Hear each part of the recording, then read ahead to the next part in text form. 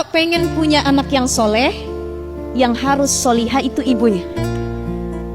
Gak masalah kalau ayahnya gak soleh, tapi kalau bisa dua-duanya soleh, soleha. Ini kita agak angker nih pembahasannya ya Bu ya, karena jadi reminder muhasabah diri. Pertama, Nabi Nuh soleh apa enggak? Soleh. Istrinya soleha tidak? Istrinya pembangkang, maka anaknya durhaka atau tidak? Siapa anaknya Nabi Nuh? Kan'an. Naik ke atas bukit malah tenggelam, habis. Nabi Nuh nangis. Ya Allah, anak saya gak dengerin kata saya, dia gak ikut agama saya, habis anaknya binasa, mati dalam keadaan tidak beriman kepada Tuhan ya Nabi Nuh. Kedua, ada Nabi Lut alaihissalam yang dulu diutus ke kaum Sadum, yang suka sesama jenis.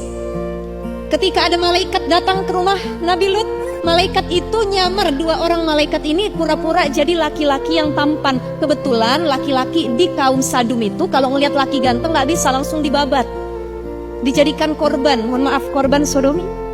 Kalau itu karena suka dengan sesama jenis.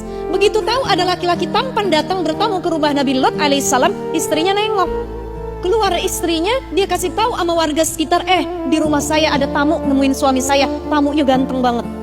Datang mereka semua, wahai Nabi Lut, kasih laki-laki tampan itu kepada kami. Berikan, kata Nabi Lut, tidak. Kalau kalian mau, aku punya anak perempuan yang cantik, aku kasih buat kalian. Nggak mau, kami nggak suka sama perempuan, maunya laki-laki itu. Maka istri Nabi Lut alaihissalam adalah seorang pembangkang, pengkhianat.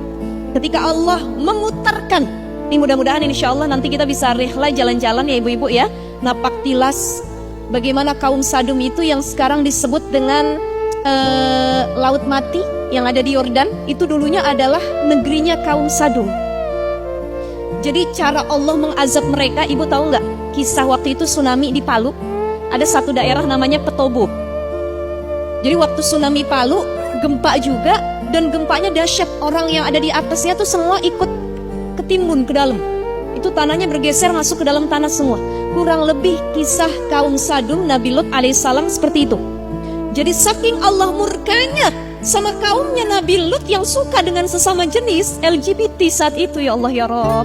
Dari kasih perempuan milih sama-sama laki, ya. Ada si Udin sukanya sama si Ahmad, ya Allah. Padahal ada si Putri yang lebih cantik ya Bu ya. Ini nih pentingnya orang tua harus lebih aware lagi. Maka azabnya adalah Allah balikan, yang tadinya begini tanahnya dibalikan nih, ketimbun mereka semua. Kata Allah bilang sama keluargamu Nabi Lut, jangan ada yang nengok ke belakang ketika Allah balikan negeri itu. Tapi istri yang namanya perempuan nih hobinya kepo. Betul apa enggak? Udah dibilang jangan. Kata suaminya, jangan nengok ya Mah ya. Jangan nengok, lurus aja lihat ke depan. Emang apaan sih Pak di belakang? Udah jangan nengok.